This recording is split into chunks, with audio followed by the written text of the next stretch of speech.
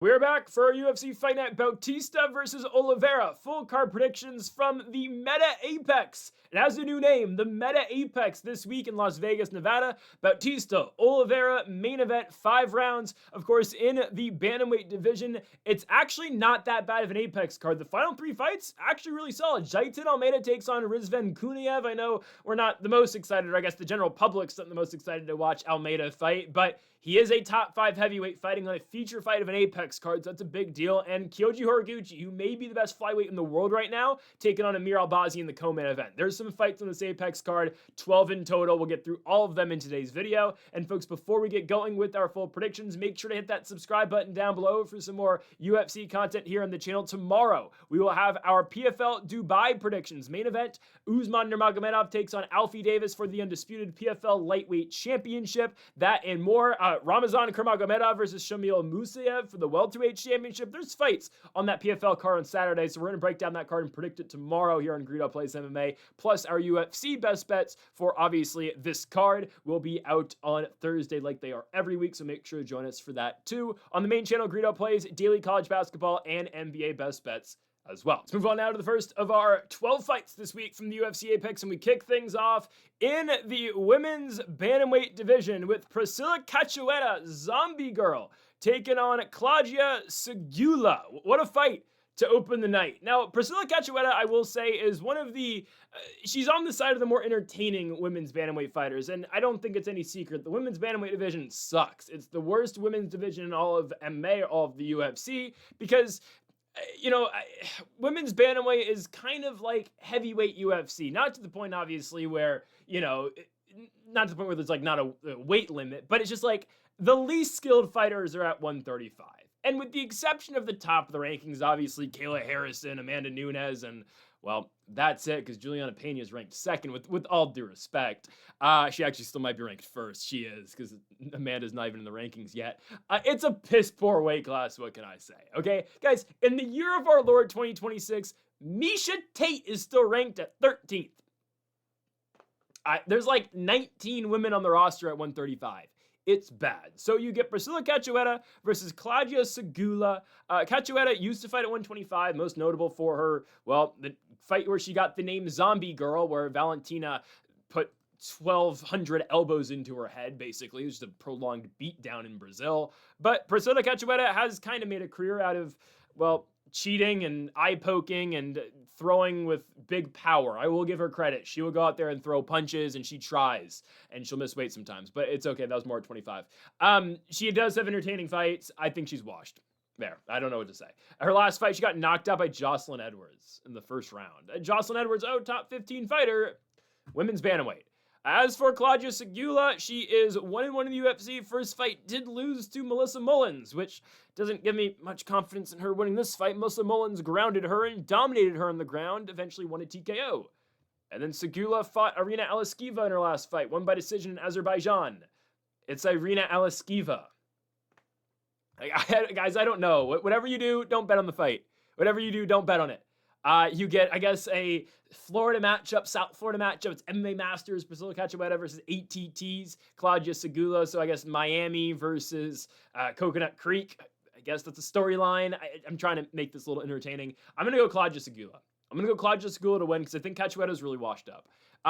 It's very rare you see fighters at 135 in the women's divisions get finished like this. In terms of, I mean, I know, again, like most finishes you see at 135 are going to be by sub. But we've seen Cachoeira now knocked out, and her last 4 losses have all been by finish. Do I think Sygula is going to finish her? No. Claudia Sygula's got 3 total finishes in her career. Last one was a technical knockout victory in MMA GP over Yulia Kutsenko, who was 5-9. Oh, maybe I do need to take Cachoeira. This is a horrible fight. I might switch my pick. This is horrible. Cachoeira's 37, but she got knocked out by Jocelyn Edwards in August. Sygula beats Aleskeva. Doesn't look bad in the fight, but again, Aleskeva is so low level. I'm sorry, guys. Like, I do get kind of negative sometimes on these Apex cards. I think for the right reasons, but trust me, like, I'll be very positive about the main card. Starting this card, though, I'm sorry. Aleskeva's 0-3. Aleskeva did beat Stephanie Egger in the UFC. I think Sygula probably can take Cachoeira down. Ultimately, that's where this fight's going to be one loss, because, I mean, that's been a common theme in Cachoeira's UFC run. she can strike and she hits hard, and that's why it was a little surprising Edwards put her down and knocked her out. But her, what's been her kryptonite of sorts, I guess, in the UFC has been grappling and wrestling. And we've seen so many fighters, Jasmine Jasvidia, so I understand it's high level, but kind of. Miranda Maverick's been able to submit her. Jillian Robertson submitted Cachoeira in that fight where Cachoeira was stuck in a rear naked and tried to gouge the eyes out of Jillian Robertson while she was in the choke. I see Valentina dominated her on the ground. Hell, Molly McCann had success on the ground against Cachoeira. That's like what's hurt her in every single fight. Gina Mazzani had Priscilla Cachoeira down for quite a while in that fight, or actually got takedowns in that fight before Cachoeira knocked her out later in the bout. That's always what's killed Cachoeira in fights, has been grappling. Can she beat Sygula on the feet and keep it standing? I don't think so. I think Claudia Sygula can actually get takedowns. I mean, what we've seen out of her prior to her UFC run has been a lot of grappling. I mean, the coaches at ATT aren't stupid. They know how to approach a Priscilla Cachoeira fight, take her down and hold her down. I think Sygula can do so. And again, a big factor in this fight for me personally, one fighter is 27, the other fighter is 37. Sygula has 10 years of youth of Priscilla Cachoeira, and as long as Cachoeira doesn't knock her out, I think Sygula wrestles, and I think Sygula will find those takedowns and hold Cachoeira down. So I'm going to go Claudia Sygula to win the fight by unanimous decision to start the night. Would I bet it? Absolutely not. There's so many better things you can do with your money than bet on that fight, and I don't know if I'd bet on this one either, but I'd much rather bet on this than Cachoeira Sygula. And the next fight, of course, being a somewhat even money fight between Manin Gafurov from Tajikistan taking on the Polish Jacob Wiklacz. We've got back-to-back Polish fighters to kick off the night. Wiklacz is now in his second UFC bout after his first fight, a win over Patchy Mix. I've been having this thought recently, now that Patchy Mix has been released from the UFC, now that he's back in, or I guess, fighting in Rizin. Is Patchy Mix now underrated? I know, again, he went 0-2 in the UFC, but both the guys who he lost to in the promotion are on this card, and Wiklacz here, and obviously the headliner in the main event, Mario Bautista, who makes the final walk into the Meta Apex later on Saturday night. But is Mix, like, kind of underrated now? I don't know. Is that a crazy proposition to say? Because, like, Wiklacz, I think Wiklacz is going to beat Gafurov. And Bautista's a top 10 guy. I get it. Mix was supposed to come into the UFC and be a legitimate threat to Merab Dvalishvili. He was not. And we'll see what he does in Rizin. I think, well, no, he's already, cut ties with PFL. So, yeah, I don't know. Like, he's got no options. He's either Rizin or back in the UFC. It's going to be Rizin for the rest of his career. But honestly, Wiklacz isn't that bad. Mix's last fight against Wiklacz, it was a lot of lay and pray by Patchy Mix. Wiklacz was the only fighter who actually attempted to do damage. Patchy Mix was a lot of scramble wrestling and just holding Wiklacz down.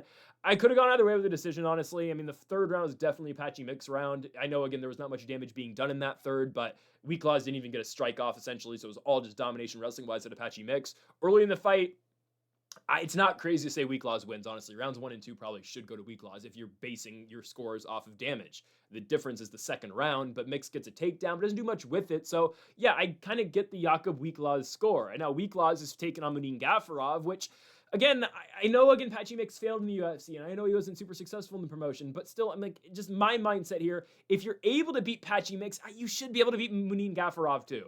I know Gafurov's been winning, right? He started his UFC run losing on the Contender Series, actually, but then losing back-to-back fights prior to that, or after that, against John Castaneda and Said Nurmagomedov.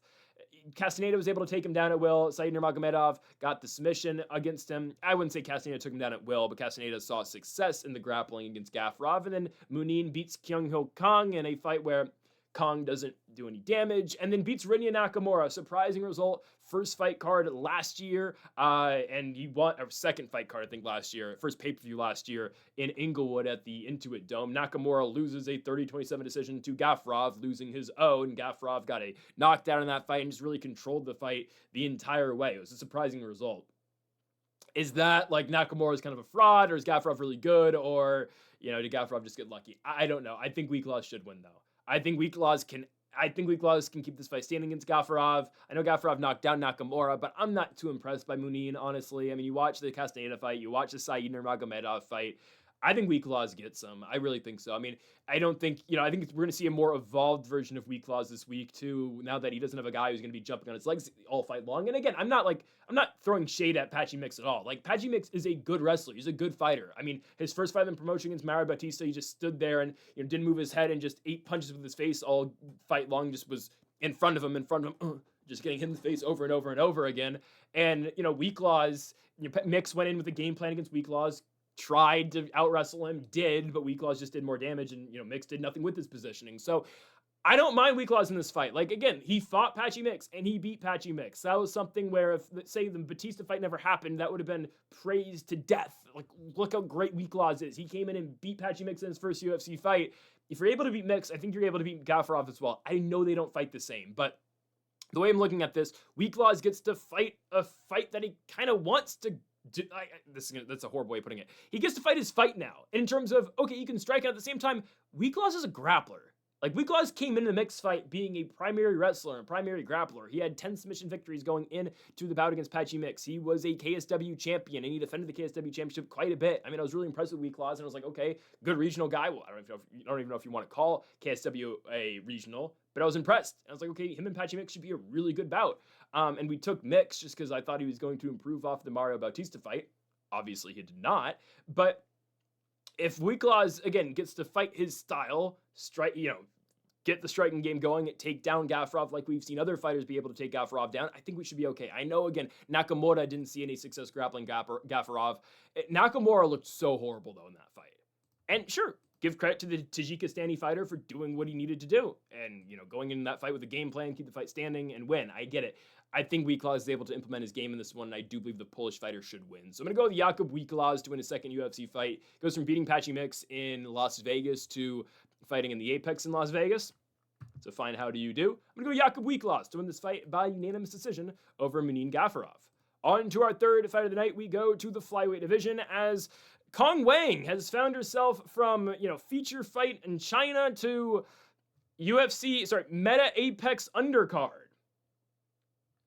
Okay, sure. It's a tough fight, I'll tell you this.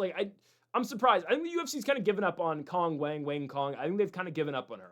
The whole Joker thing. She had all the hype in the world after she, beat Victoria Leonardo. Maybe we should have known. She was a minus 1,300 favorite in her UFC debut. She fights Gabriela Fernandez, where she's a minus 1,000 favorite in China, and she gets put to sleep. She gets choked out on a main card of a China card in her home country. But she comes back, beats Bruna Brazil by decision. Okay, Bruna Brazil's higher up on the card. She beats Ariane De Silva, or Ariane Lipski De Silva now. And now she's on the undercard of an Apex fight? I don't know. You would have thought they completely would have abandoned the Wang Kong thing after the Fernandez fight, but they yet put her still on pay-per-view cards. Obviously not main cards, but they put her on an undercard in Australia for Duplessis Strickland, in New Jersey under Dvalishvili O'Malley, and now, go fight in the Apex against Eduardo Moura, who I think's kind of dangerous. 3-1 in the UFC, lost a split decision to Denise Gomez, but beat Montserrat Conejo, beat Veronica Hardy, beat Lauren Murphy. Remember when they brought back Lauren Murphy for the Nashville card for her retirement fight? Yeah, me neither. It's a difficult fight. It's a fight that Kong Wang should win, but I get why they're doing it. I just don't understand the placement. I don't understand why this isn't just, they're going to China in May. Well, I guess they're going to try to get Kong Wang on that card. Here's the thing. Eduardo Moura is going to test the wrestling and get in a Kong Wang. Right? Gabriel Fernandez knocked down Kong Wang and got the submission, and we haven't really seen the pure grappling tested out of Wang, who's never been taken down in the UFC, but obviously there hasn't been many attempts on her to be taken down. We're going to see Moura try. That's what she does, right? Eduardo Moura's base is going to be her grappling and her wrestling. We saw 5 takedowns in the Denise Gomez fight. She took down Veronica Hardy 3 times, took down Lauren Murphy, Montserrat Ruiz. That's what Moura is going to do. So again, that's the next, test of sort for Kong Wang. Can you deal with the primary wrestler and grappler? And if you can, great, because again, still yet to be taken down in the UFC. I just don't understand why this isn't. UFC loves putting women's fights on undercards for pay-per-views. Why wasn't this last week? It's just weird that they've completely given up on Wang, and yet Bruna Brazil, who she beat a couple fights ago, is higher than her on the same card. I don't get it. I'm gonna stop trying to figure that out. What I'm gonna say is that Kong Wang should win, right? Once Wang gets Moura on the feet 100% of the time, and once Wang sees every takedown that Moura shoots and Moura offers, Wang should be able to dominate, right? I do think Moura is going to come out with a wrestling-heavy approach early. Honestly, I think Kong Wang's going to stuff those.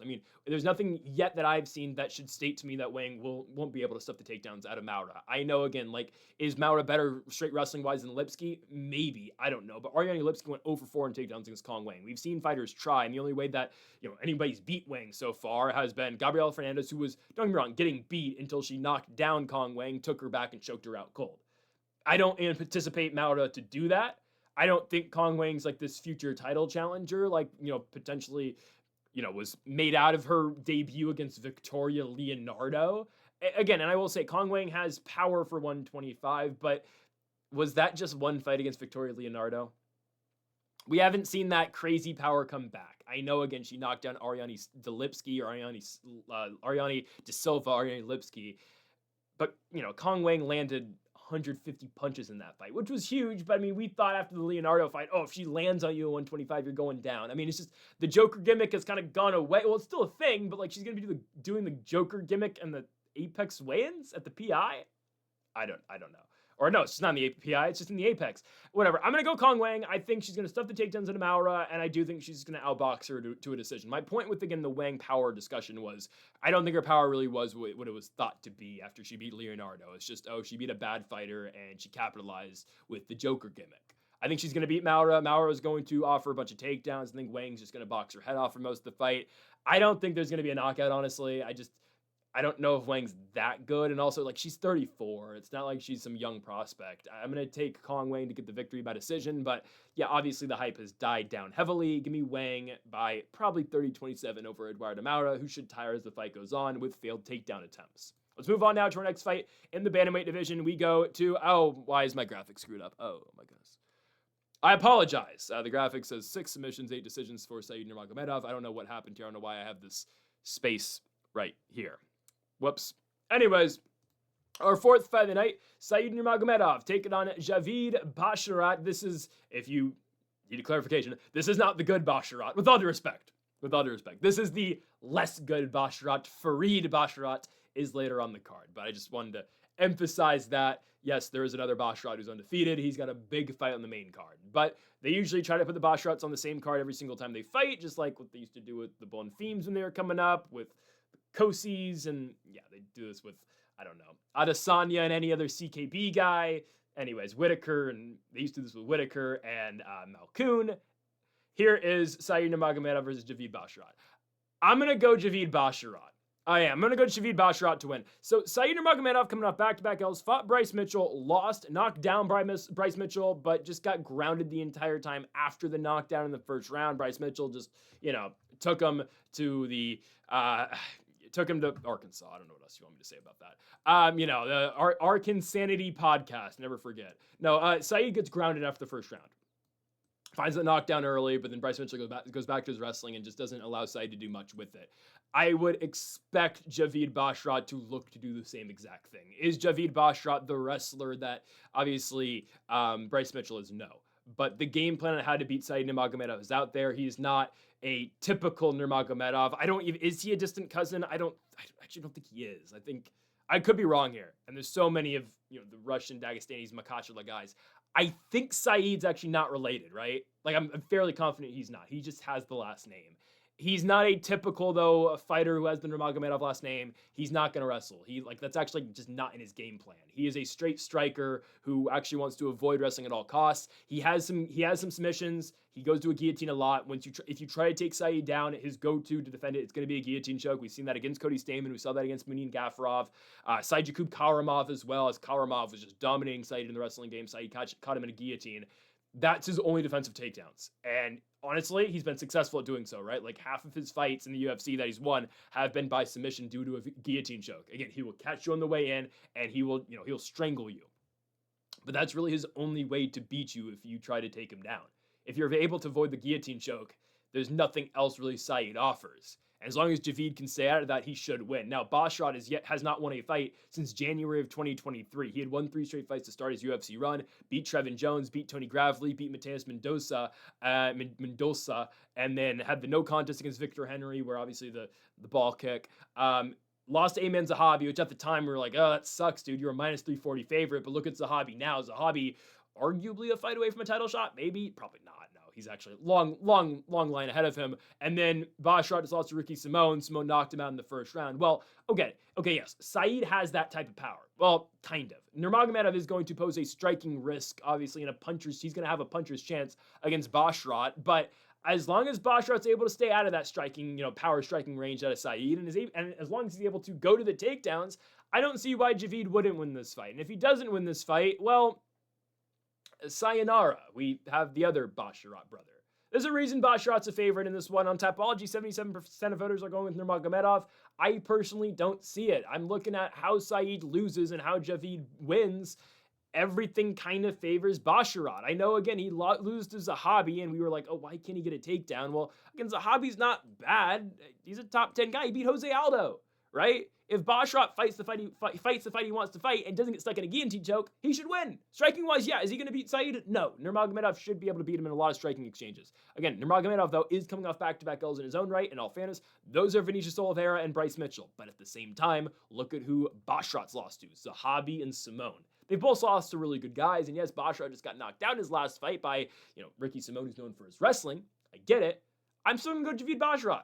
I'm going to go Javid Basharat to win the fight. I think he'll wrestle heavy in this one. I don't think Saeed's got an answer other than that one guillotine choke, and if he can't catch Javid in that, and as the fight goes on, obviously it makes it way more difficult to get that guillotine choke, obviously with more sweat and whatnot.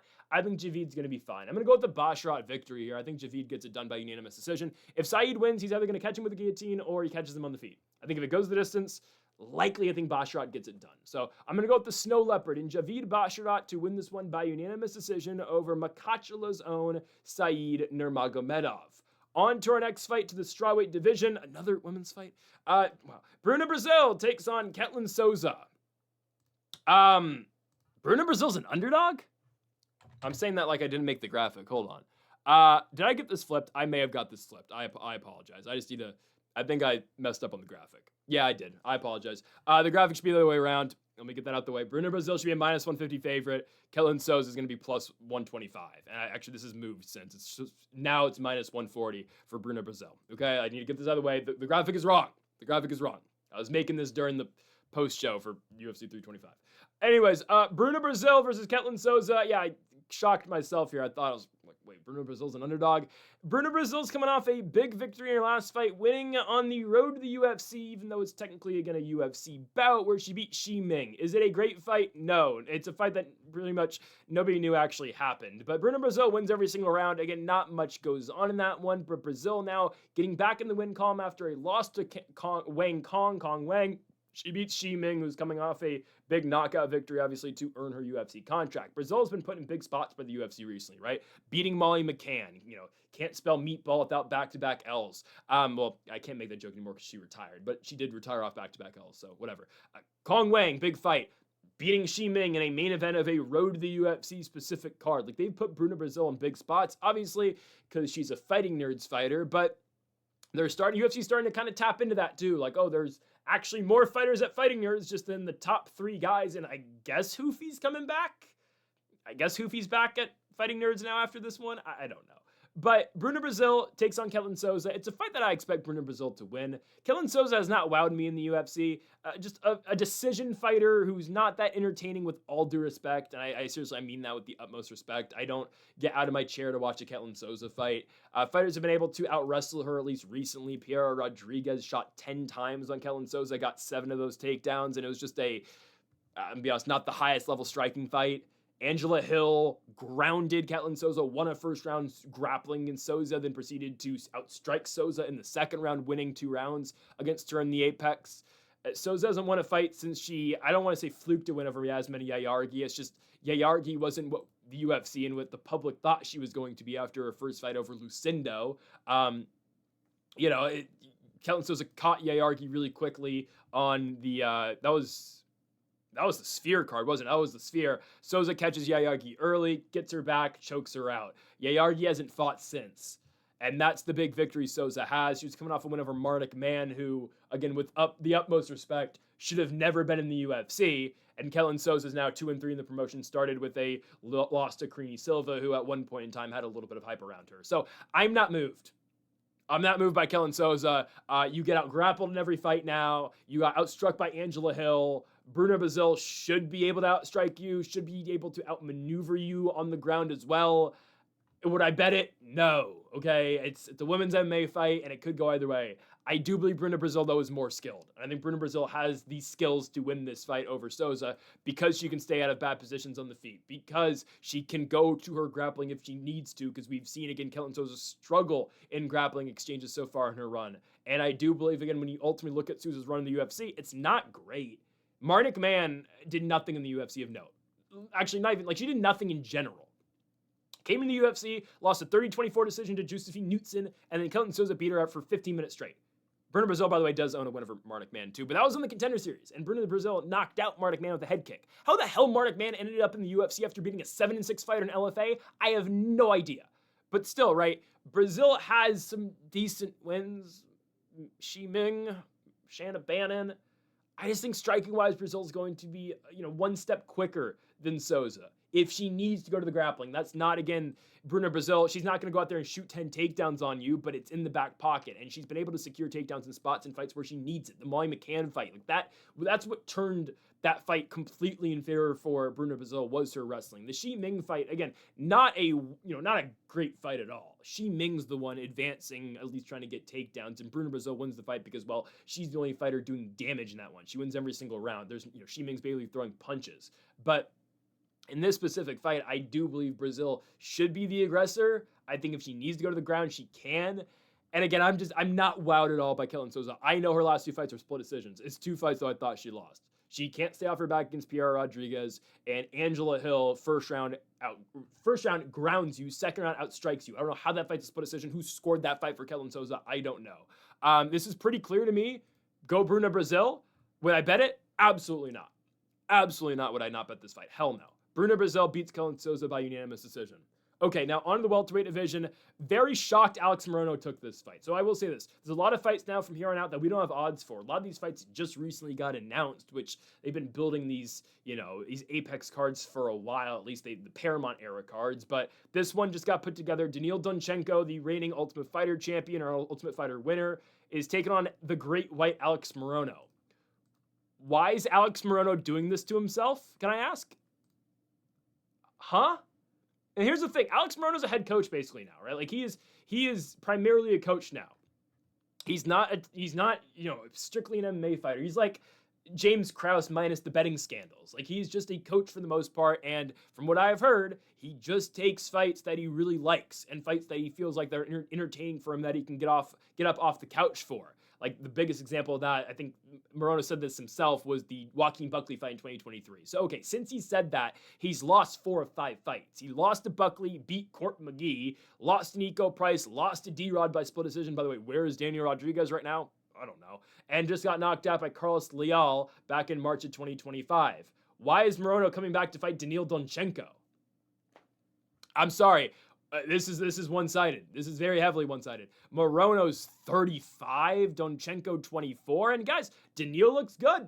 Daniil looks really good. How about his first round? Was it first or second round? First round knockout victory to win the Ultimate Fighter. He ran through the Ultimate Fighter season itself, picked up a knockout victory in the semifinals. He was a regional champion prior to coming into the UFC as well. He hits hard. He has a decent grappling game and a good enough grappling game and wrestling game where I think he can keep Morono off of his legs and off of the ground in general and off his back. I think Donchenko should win. He looked good in the Ultimate Fighter. He looked good over the course of the show. He looked good on the finale fight. Dude hits like a truck. And for Morono, again, he's just older. Morono's just older at this point in time. His last win is Court McGee, and Court McGee was very old when that fight happened too, and that was an extremely uneventful fight that I guess Morono won rounds 1 and 3 of, but did he really? I mean, don't do yourself a favor. I mean, if you have trouble sleeping tonight, watch Court McGee, Alex Morono. Does Morono really win that? It's a fight nobody's going to go back and rewatch, but it's a weird one. I don't know. I think Morono kind of loses. I know he's doing more damage than Court McGee's doing, but Court McGee has him down the entire second round, and I think you can say the first round's won by Court McGee too, but they gave it to Alex Morono. I don't know. He's definitely a step slower now. When you're losing to Nico Price in 2024, I can't take you seriously. Because that was a fight where Morono took it, and I was like, okay, he was coming off a win, didn't look great, but Nico Price, okay, more than washed at this point in time. We got to go Morono. And Price beat him in a decision. Was that a main card fight? They put that on the main card, didn't they, at 302? Right? Yeah, they did. Oh, that was a main card fight of a pay-per-view last year in 2024. That's ridiculous. But that was when I knew, okay, Morono's cooked. Fights D-Rod. D-Rod beats him to the punch. Don't know how to split decision. D-Rod easily won. And then Leal puts it on Morono. Leal lands 80 significant strikes in 4 minutes in that fight. Yeah, straight volume. Straight pedal to the metal. And obviously Leal got chinned by Muslim Salikov, and I don't know what we can say about Leal anymore now. He's going to be fighting Chidi Njokuani, I think, in Mexico. I think that fight is. No, and oh, never mind. It's in Houston next week. We'll see about Leal. He's off the roids now, so I don't know what to say. But Morono, man, I'm so like, I don't know what to say about the guy. He looks washed as hell. He looks slower than ever. And the fight that really detailed that to me was the Nico Price fight. You can't be slow against Daniil Donchenko. I don't think Morono is going to look to take him down. We haven't seen a grappling heavy approach out of Alex Morono since, I don't know, he beat Reese McKee. I respect Morono. He's giving back to the sport by coaching. But, like, to be honest, that's probably where his future should lie in the sport. Coaching, there's nothing wrong with that. Morono's in a lot of guys' corners. Your trains out of Houston. By the way, yeah, why wouldn't they put him on next week's card in Houston or in 2 weeks? Like, if he wants to retire. Maybe he doesn't want to retire. I don't know. He's lost 4 out of 5 fights, though, and it's hard to take you seriously when you've done this in your last couple of fights. And I understand he's fighting some decent guys. D-Rod, I guess, is still in the top 15. Carlos Leal at the time was supposed to be a high-level guy. Joaquin Buckley's in the top 7 right now. But Donchenko should get a 35-year-old Morono who is obviously way past his prime. Donchenko hits hard. I know it's hard to knock out Morono, but Leal just did it, and I don't know where that chin's going to be. It's one thing, again, to get knocked out. It's another thing to get knocked out at 35 years of age and have to respond to that after not fighting for 11 months. Daniil Donchenko adds on to his, I guess, early UFC run, if this is even a thing. The UFC is trying to build Daniil Donchenko's name off of Alex Morono. Ooh. Give me the Ukrainian Donchenko to win by first-round knockout over the great white Alex Morono. On to our next fight on this card. We move to a matchup in the light heavyweight division. Dustin Jacoby takes on Julius Juicebox Walker. Another kind of fight that's kind of similar like to our last one, not in terms of how I envision it to go, and I'm not going to say Justin Jacoby's washed, he's not, but in terms of older fighter versus younger guard. Dustin Jacoby, 37, Julius Walker, 26 years of age. This, I believe, is opening up the main card, not like it matters anymore, but yes, opening up the main card, Dustin Jacoby versus Julius Walker. The difference between Dustin Jacoby and Alex Morono, obviously, is that Jacoby still has at least a little bit left in the tank, and Jacoby is still floating around the top 15. I don't think he's currently ranked. Let me check. He's not.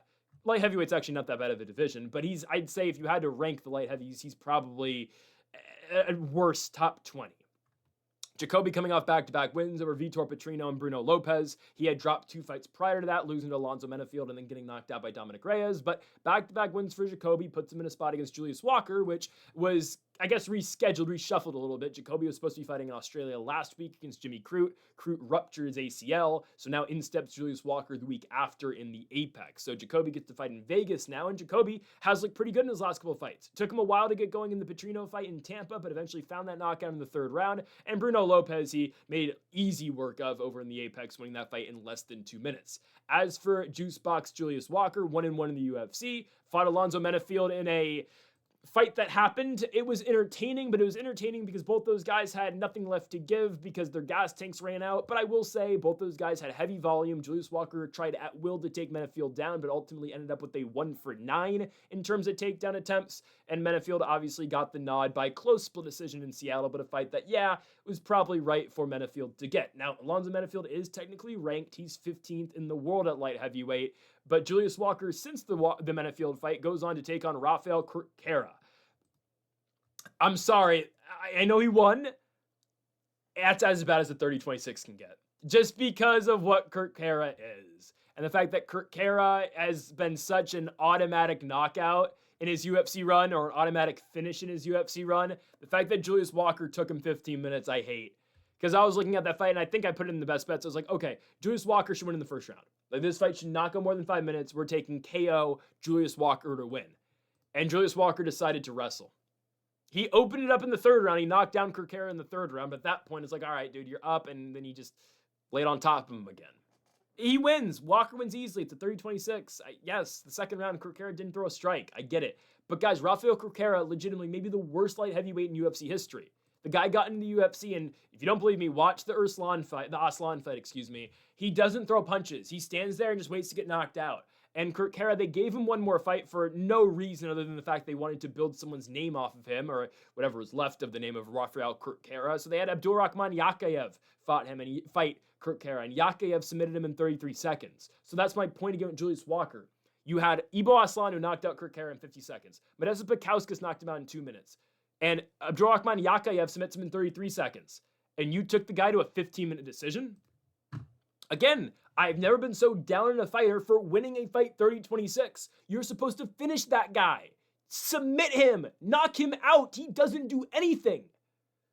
And now you get to fight Dustin Jacoby? Guys, I'm sorry. There are so many holes in the striking game out of Julius Walker. There just are. He leaves himself open to be hit. We saw that in the Alonzo Metafield fight. Dustin Jacoby, who, again, at one point in time, glory kickboxer, will pick him apart and take advantage of Julius Walker in the feet. I believe, we have picked all decisions prior to the Donchenko fight. Maybe we start to turn this card up a little bit. I think Dustin Jacoby's going to knock out Julius Walker in the second round. Once Dustin Jacoby fully realizes what Julius Walker's offering, because he's not that high skilled of a striker. He's a good fighter, I will say, but he's not high level. And Dustin Jacoby is a somewhat high level kickboxer. The chin at this point of his career, I don't know where it's at. And Julius Walker, sure, is a punch away. But overall, Jacoby is going to be able to stay out the way of, I think, telegraph Julius Walker strikes. I think, again, Walker, once he throws, leaves himself to be hit like we saw in the Metafield fight, and Jacoby will be able to put him down rather than go to a sloppy decision like Alonzo Metafield did. So I'm going Dustin Jacoby. Maybe we see Julius Walker wrestle. Honestly, if I'm Walker, that's what I do. Jacoby not the worst takedown defense guy, though. Again, Dustin Jacoby has decent takedown defense because he wants to keep fights on the feet. That's okay. I'm going Jacoby by second round TKO here. I think eventually he's going to find that shot on Julius Walker. And to me, it's way too much for Walker. Yes, he debuted against Metafield, and you give him Kurt Carrot, great. Now give him another guy who's kind of coming off the Contender Series, not a borderline top 15 fighter and glory level kickboxer in Dustin Jacoby. To me, it just feels like too much, and that's why I'm going to be going with the favorite from Denver, Colorado, Factory X Muay Thai's Dustin Jacoby. He's not Fusion XL. Factory X's Dustin Jacoby to beat Julius Walker by second round TKO. On to our next fight, back in the bantamweight division, it is the other Basharat brother. Again, with all due respect to Javid Basharat, here's the good Basharat bro, Farid Basharat, the undefeated 14-0 Farid Basharat, taking on Jean Matsumoto. Now, I believe Javid Basharat's a lot more active than Farid is, I think. But anyways, Matsumoto versus Farid Basharat is actually a pretty good fight. This is a good fight on a main card. Matsumoto, one loss ever in his professional mixed martial arts career. It's to Rob Font by split decision, coming off a split decision win over Miles Johnson in his last bout. And Farid Basharat obviously still undefeated at 14-0. Like a pretty good prospect. Matsumoto's 26. Basharat's though. Oh, I thought Basharat was older. 28. Okay, yeah, honestly, a pretty decent prospect fight. The only reason why nobody's going to be talking about it, it's because, well, neither of these guys get finishes. And it might not be the most entertaining if it goes the way that I expect it to go. And, well, I'll tell you, I think it's going to be Farid Basharat kind of just laying on Matsumoto the entire fight. It's what he does well. He's a good offensive wrestler. Now, does he do anything with his positioning? Not entirely. But this is kind of how I expect this fight to go. A lot of wrestling out of Farid Basharat. John Matsumoto waiting and worrying about that takedown. And we say it all the time. Your wrestling makes your striking better. So if Matsumoto's expecting it, hands are down, Basharat's going to be able to find his spots in the feet, and then eventually, boom, switches it back up, pushes you back up against the fence, dumps them on the takedown. I think it's going to be obviously a wrestling-heavy approach out of Basharat. He knows what to expect from Matsumoto, and if you watch Matsumoto's last fight against Miles Johns, Matsumoto is defending a lot of those takedowns with submissions, or at least he's trying to throw things up once he does get taken down, but Miles Johns does land 5 takedowns on Matsumoto. It's a fight that is won by the Brazilian. Again, damage-based scoring. You got to give rounds 2 and 5 to Jean Matsumoto, but there's a pathway for Farid Basharat if he doesn't allow Matsumoto back up to his feet and gets those takedowns early in rounds, unlike what Miles Johns did. Again, the pathway is right there. For John Matsumoto, got to keep the fight standing.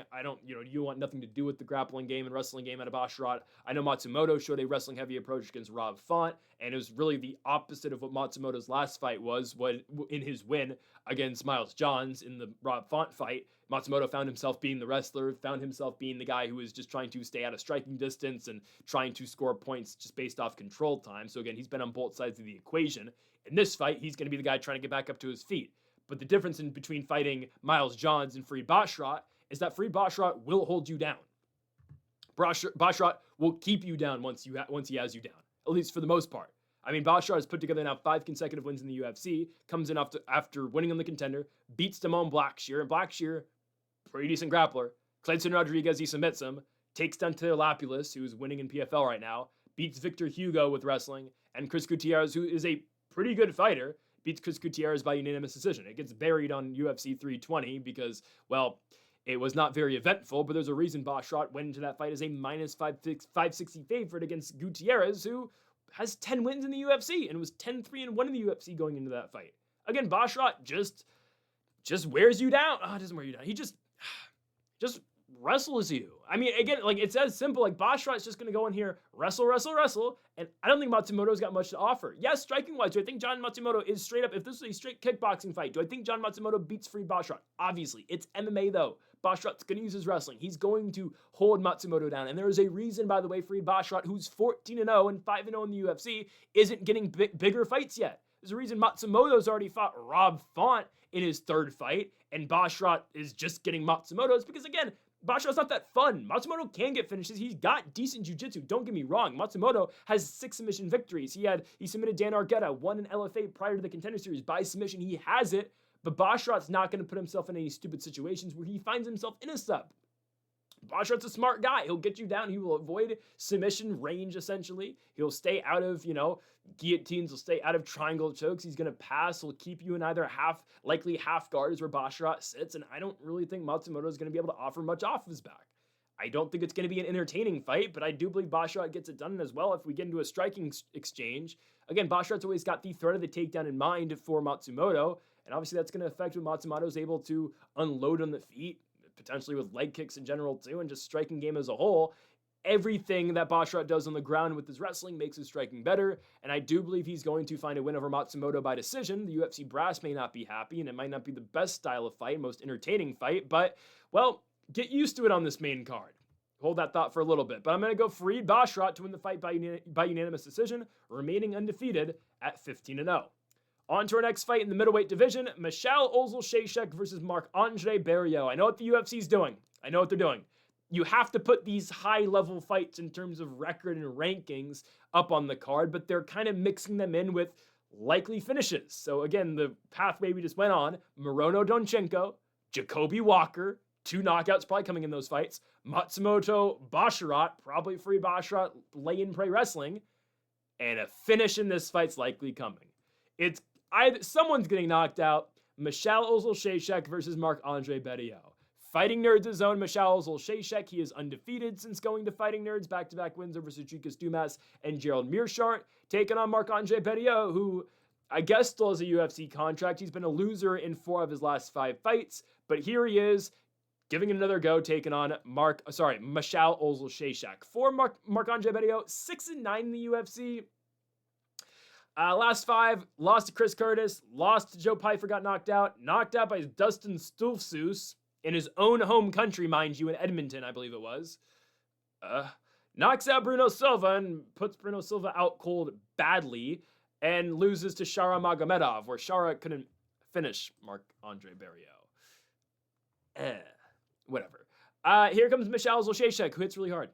Michal hits like a truck, 16 professional wins by knockout, back-to-back knockout wins going into this fight, knocked out Sygula Dumas in Miami, knocked out Gerald Mearshart in Chicago. Your reward, go fight in the Apex. But Michal's been put in big spot after big spot for the UFC. He's fought in big names. Again, Shara Magomedov, Kevin Holland. Oleksiejczuk, to me, is just on a higher level than Marc-Andre Barriault. Marc-Andre Barriault is going to have a puncher's chance, but Barriault's slow, man. He is a slow fighter who does hit hard, but everything is just so, okay, setting up as 1-2. All right, boom, here comes a right. Like, it's so telegraphed. You can see it, and Oleksiejczuk should pick him apart. I think the first hook Barriault throws, he's going to get stung by Oleksiejczuk, because Oleksiejczuk is just going to beat him to the punch every single time. And eventually, Michal is going to find that shot that lands on the button. This fight's not going to last long. And again, the UFC knows what they're doing, right? I mean, we'll get to the next fight in a second, in a couple minutes here, but you go from, knockout to likely Basharat wrestling to another big knockout, keep people engaged, and then, well, a heavyweight wrestle off. It's like we're going to be watching Real American Freestyle in our next fight, but it goes 15 minutes instead of just 3 short rounds. I'm taking Michal Oleksiejczuk to knock out Marc-Andre Barriault. Barriault has really never impressed me in the UFC, like at all. The most impressive I've ever been with Marc-Andre Barriault was when he knocked out Abu Zaitar after, getting popped for roids against Oscar Peota back in 2020.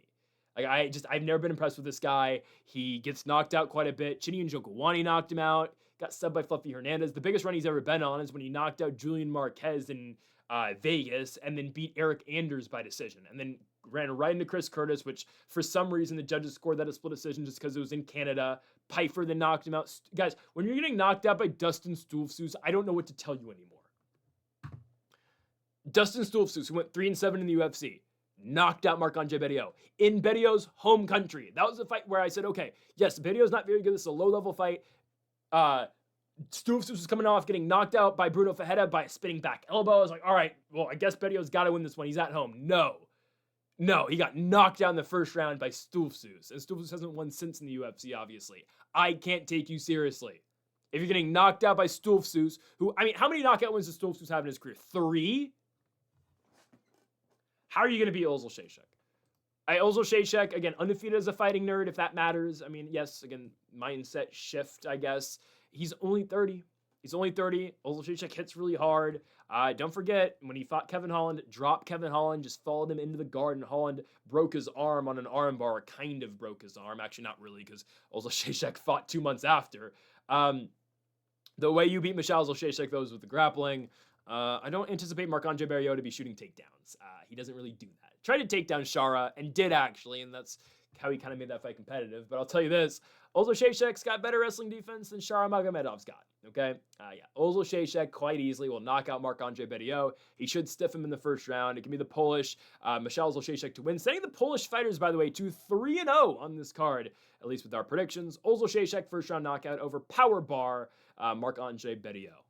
On to our next fight. Yes, the wrestle-off in the heavyweight division. Jailton Almeida versus Rizvan Kuniev. Okay, well, Jailton Almeida kind of lost the Volkov fight. No, he did. He lost the fight. You can't win a fight if you don't do any damage. I was surprised, though, I will say, they gave the fight to Volkov. Because, guys, at least 75% of that fight, Jailton Almeida has Alexander Volkov down.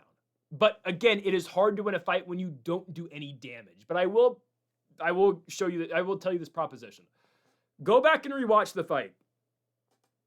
Does Almeida not win rounds 2 and 3?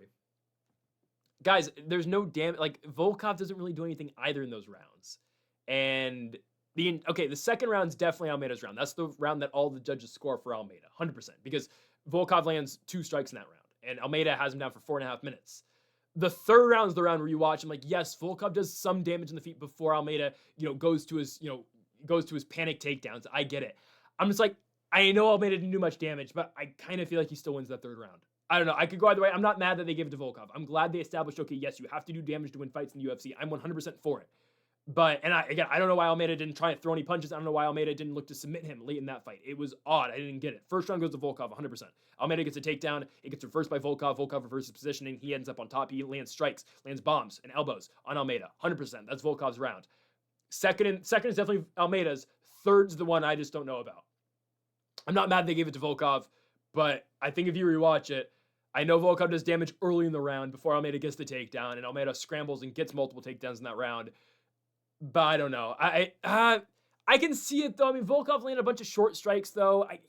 When they were on the ground. I don't know. I could go either way with it. Again, I'm not mad that they gave it to Volkov at all. But now Almeida's got to regroup. I mean, still, he is a top 5 heavyweight. I think in the UFC's official rankings, they put him down at 6. Damn. He's a 6th ranked heavyweight.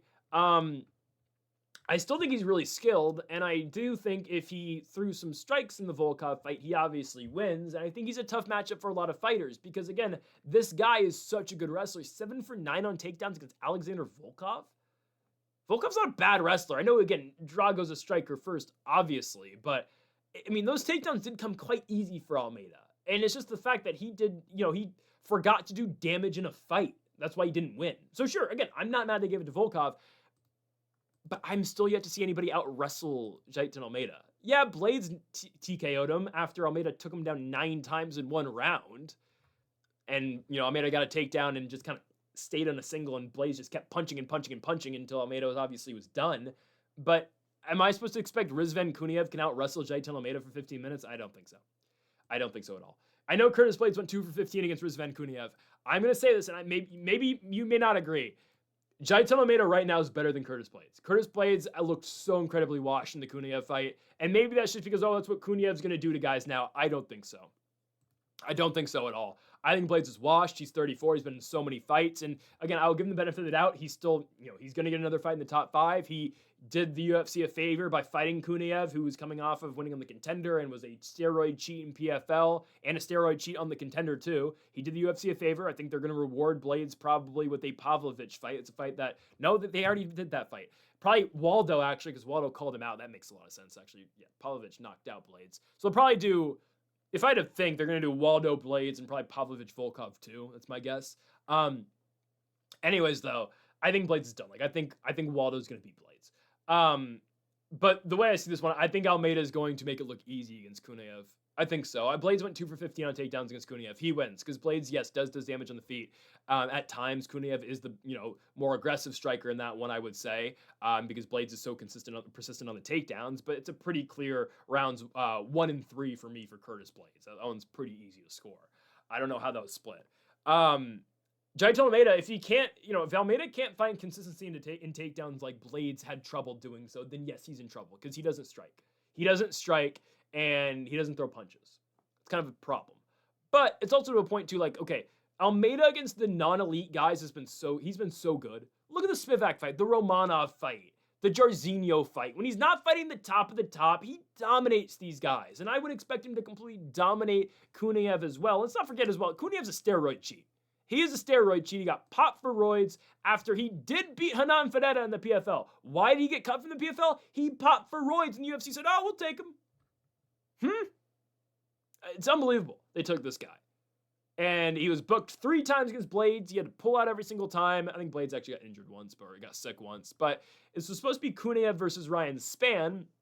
Ryan Spann withdraws from the fight, and Almeida, trying to get back in the UFC's good graces for his bad last fight, says, all right, I'll fight Kuniev. Good on him. Good on him. I think this is going to be tougher for Kuniev to adjust, though. I mean, you go from Ryan Spann, who you're not expecting this level of wrestler, this level of grappler. Almeida can fight anybody on short notice because he does the same thing against every single fighter. And his gas tank, I will say, it's all right. I mean, yes, Kuniev's a big dude. I mean, he's kind of fat. He's Dagestani. I get it, but like, I don't care. Blade's able to take him down a couple times. I believe Almeida's going to be able to take him down. Almeida's just such a physically strong guy. Kuniev, isn't just like, he's not a low-level heavyweight fat fighter, but he's a fat heavyweight. Almeida's a better athlete. Almeida should win. That's the simplest way I can put it. I don't think Almeida gets a finish, though. I don't think so. Kuniev never finished before in his career. I don't think Almeida's going to be the first. Probably not the most entertaining fight, but Jaito Almeida wins this Real American Freestyle bout. Jaito Almeida by unanimous decision in the future fight. On to our co-main event in the flyweight division. Amir Albazi takes on Kyoji Horiguchi. So pumped for this one. I mean, again, people are finally realizing just how good Kyoji Horiguchi is. This is something that I have been saying for years. When he was the Bellator champion, when he went back to Rizin, and he's been Rizin this entire time. When he went to Bellator, Kyoji Horiguchi has been high level for the longest time, and everything the UFC was trying to push Kaya Sakura onto us with, that's what they should have been doing with Kyoji Horiguchi. I understand that Kyoji Horiguchi doesn't have a YouTube channel that has millions of subscribers like Kaya Sakura does, and he's not that, global star in Japan like Asakura is. But Kyoji Horiguchi is, as a fighter, everything the UFC was trying to hype us with Kaya Sakura. Hell, Horiguchi knocked out Kaya Sakura. But anyways, here is Kyoji in a co-main event against Amir Albazi. He has passed every test so far in his second UFC stint. The guy has 1 loss ever in the UFC. Take a guess who that is. Demetrius Mighty Mouse Johnson for the World Championship in an era where Mighty Mouse beat everybody. And he, was on his way to 50-45ing Horiguchi until he decided, you know what? With 5 seconds left, I'm going to try to submit this guy. And he subbed Horiguchi with an armbar. It's incredible. Dana White was very impressed, by the way, with that performance out of Demetrius Johnson. But they cut Horiguchi after 3 consecutive wins, and in the flyweight division, they were trying to cut the flyweights at the time in 2016. He comes back after winning in Bellator, being a world champion in Bellator, being a champion in Rizin, comes back after 9 years, and comes in and beats Tagir Ulanbekov. First fight, plus money, plus 170 for Kyoji Horiguchi, plus 190 he closes as, and dominates Ulanbekov. Ulanbekov does nothing in that fight. Domination in the first round, domination in the third round on the ground. Horiguchi knocks down Ulanbekov twice in the third round and eventually submits the guy with the rear naked choke. Domination. Horiguchi should have been back in the UFC getting an immediate title fight, not fighting Tagir Ulanbekov, but he makes short work. He makes short work of the guy, And now you get Amir Albazi, who is the easiest fight in the top 5 in the UFC, top 10 in the UFC in any weight class. Why is Amir Albazi ranked 6th in the world? Who has Amir Albazi beaten to warrant him being a top-level fighter? I am no Kai Kara France fan. I am not. I think he's corny. Kai Kara France beat Amir Albazi. They gave it to Albazi, but whatever. Like, Kai Kara France should have won that fight. Kai Kara France, I believe, is now, serving his country in the military, so honestly, good on him for that. I think he's back in New Zealand, legitimately right in the military. That's why he's not in the rankings anymore, and that's why the UFC's not on the roster anymore. Albazi didn't really beat Kai Kara France. That was a pretty clear Kai Kara France win that they just gifted to Albazi for no reason. Okay, who else has Amir Albazi beat in the UFC? Okay, Malcolm X. Gordon. Jalglas Zhumagulov. Oh, he beat Figueiredo. Francisco Figueiredo. Alessandro Costa, if you take away the Kai Kara France robbery, which, by the way, Kai Kara France outlanded Amir Albazi 100-40 in that fight. That's a real stat. Albazi wrestled. Damage-based scoring. Consistency in some of our scoring. What are we doing? Amir Albazi's best win is Alessandro Costa. And then he fights Brandon Moreno, and he gets his face beat in for 25 minutes against Moreno. It's not a competitive fight. I don't even know what round. What they gave. One judge gave him the first round. That's atrocious. Albazi gets dominated by Moreno on the feet. He hasn't fought now in a year and a half, and he's back and fighting Horiguchi. I'll tell you this, guys. Horiguchi's better than Moreno is. That's a fact. Moreno, they're going to give him, he's getting Aso Amabayev in Mexico. He'll win that fight. And they'll, keep pumping up Moreno because he's a big star in Mexico, former champion, 2-time champion. But I'm telling you, Horiguchi is much better than Brandon Moreno was when he fought Albazi, and much better than Moreno is right now. Yes, Horiguchi's not that young anymore. He's 35. He's still extremely high level. And he called out Alexandre Pantoja after he beat Ulanbekov. He wanted his teammate. They both train, obviously, at ATT. Obviously, Pantoja loses the belt. It's Josh Van's now, and we think Josh Van's probably defending against Manel Kape, maybe Tatsuro Taira. Horiguchi's got to be close, man. We know Pantoja's due a title fight when he comes back, but I'd argue Horiguchi should get one before Pantoja gets back. I think he should. And I think he's going to make light work out of Albazi, man. And here's the thing. You are going to realize just how good Horiguchi is with this fight. You saw Moreno beat up Albazi for 25 minutes. Albazi's face was a mess at the end of that fight. And again, good on Moreno for doing that and winning in Edmonton in the main event in 5 rounds. Horiguchi's going to knock this guy out. Horiguchi's going to knock out Amir Albazi in the 2nd round. You're going to see real power at flyweight. If you didn't see it enough in the Ulanbekov fight, you're going to see it here. I mean, it is a rare case of legitimate knockout power at 125 pounds and at flyweight, and that's what Kyoji Horiguchi possesses. He is going to knock out Amir Albazi in the 2nd round. Again, Albazi is a fraud, let's be honest, right? This was supposed to be Tatsuro Taira's fight back in August in a main event where Hyung Sung Park got the fight instead, obviously the last-second replacement. But Taira was supposed to, again, get this beating of Albazi. Albazi pulls out. Now he's rebooked against Horiguchi. Difficult-ass fight, man. Kyoji Horiguchi, 1st-round knockout victory over Amir Albazi. Sorry, 2nd-round knockout victory. Get him Taira. Taira versus Horiguchi in Japan. Let's get that going. Or Kape. I don't care. I want to see him in a title fight. Horiguchi, 2nd-round knockout. On to our main event. In the bantamweight division, Mario Bautista takes on Lockdog Vinicius Oliveira. It's a good main event. It really is. For an Apex, this is a good main event. This is a fun one.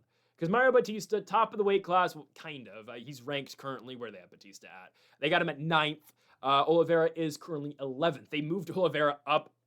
Why did they move Oliveira recently above Font and Talbot? Just for no reason other than to pump up this card. It's fine, whatever. Oliveira ranked 11th. Bautista ranked 9th. Good fight. And an interesting one, right? Vinicius Oliveira undefeated so far in the UFC, 23-3 as a pro, but 4-0 so far in the UFC, beating Bernardo Sopage in a interesting Apex fight. Oliveira charged at him at the final minutes of the fight with the flying knee and knocked him out. It was interesting. Beats Ricky Simone, which was a very good test at the time. Obviously, Simone, gatekeeper to the top 15. And then Oliveira goes on to beat Nurmagomedov, which was kind of a step down, but beat him in a pretty good fight. And then beat Kyler Phillips by unanimous decision. Really odd one early as Oliveira just couldn't get going in that fight in the 1st round. Kyler Phillips was first to the punch. He was beating Oliveira early, but then Oliveira just completely turned it on in the 2nd round, knocked down. Kyler Phillips looked like he was going to get a finish in the 2nd round, didn't, but then ended up winning the 3rd round and obviously winning a 2-1 unanimous decision. So now Oliveira is back in his 5th UFC bout looking for a main event victory in a 5-round environment against Mario Bautista. before we say anything about Bautista, Oliveira is a really good defensive wrestler, okay? Kyler Phillips went 0 for 5 against him. Said Nurmagomedov went 1 for 9. I know we talked about Said earlier in the video about how he's the only Nurmagomedov without a wrestling background, with any wrestling pedigree, but still, you know, stuffing a guy of 8 takedowns in a fight needs to be credited no matter who it is. Ricky Simone was supposed to be Oliveira's test in terms of wrestling.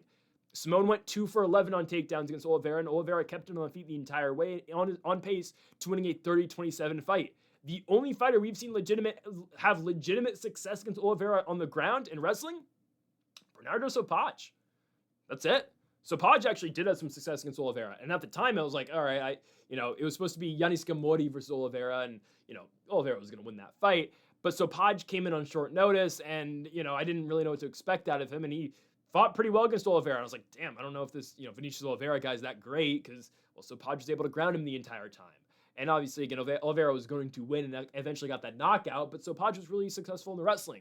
I guess that was just Bernardo Sopaj, who's only had one fight since, and a victory over Ricky Tercios in January of last year.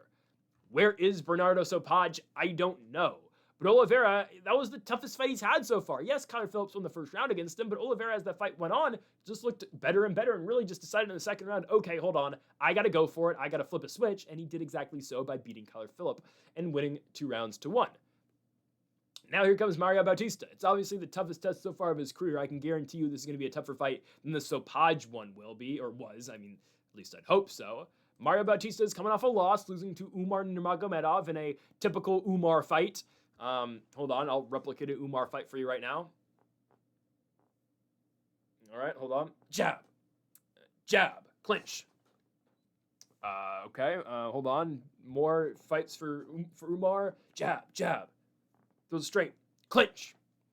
Go for a takedown. Ground him. Top control. No punches. Top control. I'm going to fight a 38-year-old Divas and Figueiredo, not try to finish him. Guys, I don't like... Who cares about Umar Nurmagomedov fighting ever again? Oh my goodness. Moura beat the shit out of him for the last 3 rounds, and he just hasn't turned up since. It's okay. So Umar loses to... Mario loses to Umar. It's not a good fight. It's what we expected to be. Mario did drop Umar. I'll give him credit in the second round. No judge gave him the second round because, Umar just wrestles. Whatever. If you're giving Diego Lopez that 1 round against Volk the other day, you probably should be giving Umar the round against Bautista. Mario the round against Umar. Whatever. Because Umar didn't do any damage. Umar never does damage. He just wrestles using stays on top of you and has octagon control. Oh my goodness. So you can't really put much into Mario's last fight. What you can put a lot in is the Patchy Mix fight. Again, he beats the crap out of Patchy Mix. Outstrikes him 173 to 122 in that fight. But again, that's the fight where Patchy Mix stands there the entire time and just does this. And blocks punches with his face the entire night. I can't get much out of that. Yes, Bautista looked good, but okay. Jacoby Wiklacz just beat Patchy Mix. Can we put much into Mario Bautista's win there? No. He beat Jose Aldo in a fight that absolutely nobody thought he won. And that's the thing. If Mario beats Vinicius Oliveira, he has to wrestle him. He has to clinch him. I don't think he's going to be able to just beat Oliveira in a striking fight. Maybe I'm overrating Oliveira a little bit, but I do think this guy is very talented. I think he does throw a lot of strikes at a lot of different angles. I kind of think of Oliveira as a bigger bantamweight compared to Bautista, but I guess he's only got 1 inch of height on him and 1.5 inches of reach on Bautista, but that's okay. I do think, if Bautista's going to win this fight, really has to go grapple heavy, really has to clinch, has to wrestle, and has to keep Oliveira backing up because of the potential of the grappling and the clinching and the wrestling. I just don't know if he's going to be able to do that for 25 minutes. I know, again, Bautista's probably more equipped to win a 25-minute fight, even though neither of these guys have been booked for a 25-minute fight in the UFC. Outside the promotion, though, we have seen Vinicius Oliveira fight in UAE Warriors for a championship over there, for the Bantamweight Championship, was the champ before losing it to Ali Taleb, of all people, who is now in PFL and just lost to Taylor Lapulus in PFL Europe last summer. But we have seen Oliveira scheduled for multiple 25-minute fights. Mario Bautista, I don't think has ever been scheduled for one. He hasn't. Bautista has been around the UFC for quite a bit. It gets forgotten. This guy made his UFC debut back in 2019 in a losing effort via armbar to Corey Sandhagen on the first ever ESPN card. It's been that long, on the Brooklyn one with Dillashaw and Cejudo. So Bautista has been around. He's been, he's still only 32. He's an MMA lab guy, obviously, out of Glendale. I think Oliveira's beating him, guys. I don't know. I don't think Bautista can fight his fight for 25 minutes. I don't think he's going to finish Oliveira. I do think the striking game, again, I think I'm underrating the striking game a little bit at Bautista. He did knock down Umar and looked good against Patchy Mix, but he beat a guy who didn't move his head and was just letting Bautista punch him in the face. Oliveira, again, Kyler Phillips looked good in the first round, but then Oliveira flipped the switch and just went after him. And Oliveira hits very hard at 135, presents unique angles, and again, is a good striker. I'm going Vinicius Oliveira, guys. I'm going to buy into the hype a little bit here. It's obviously the result the UFC wants quite a bit. They're trying to, everyone here is trying to avenge Jose Aldo. And it's not an emotional pick. I'll be honest, I'm not the biggest Aldo guy. I wanted Frankie Edgar to win the belt multiple times against him, but that's neither here or there. Right? Like, I'm not picking this, because we need to avenge Aldo. I think Oliveira gets this one. I don't think Bautista's able to, have foot on the gas for 25 minutes in terms of aggressive wrestling and clinch work. I think eventually Oliveira is going to find his shot, and eventually Oliveira is going to change this fight with one strike, and then it's just going to continue to pile on and go in the direction of Vinicius Oliveira. So I'm going to go with the Brazilian here. I think Oliveira gets it done. I think Bautista's going to have a strong start. I think first round, maybe even second round, is won by Mario Bautista. Oliveira eventually is going to take over the fight and change the fight, and I think he's going to win via fourth round TKO. I think it's going to come later, man. I do think, again, the fight is going to turn in the third. That's my guess. I think the first rounds are actually going to be won by Mario Bautista. Third, fourth, and fifth rounds, Oliveira is actually the fighter who has championship round experience or main event round experience. And I do just think it's going to be tough for Bautista to fight the way he wants to fight for 25 minutes. He's done it through 15. Yet for 25, and with a striker as dangerous as Oliveira, who presents that many different angles and different strikes as he does, I think it's a tough fight for Bautista. I'm going Oliveira as an underdog, and I think it's great value too. Plus 150 for Vinicius Oliveira. Give me Lock Dog as an underdog against Bautista in his first UFC main event. Actually, both of their first UFC main events. I'm going with the Brazilian, Vinicius Oliveira, to win the fight by fourth round TKO. Folks, thank y'all for watching our UFC Fight Night Bautista versus Oliveira predictions from the Meta Apex in Las Vegas. If you haven't yet, though, make sure to hit that subscribe button down below for more. Make sure to leave a like if you did enjoy the video. Make sure to comment if you did agree with the picks. We'll be back tomorrow for our PFL predictions, as well as later in the week on Thursday for our Bautista versus Oliveira best bets as well. Folks, thank y'all for watching. Make sure to hit that subscribe button down below for more. And Mamba forever.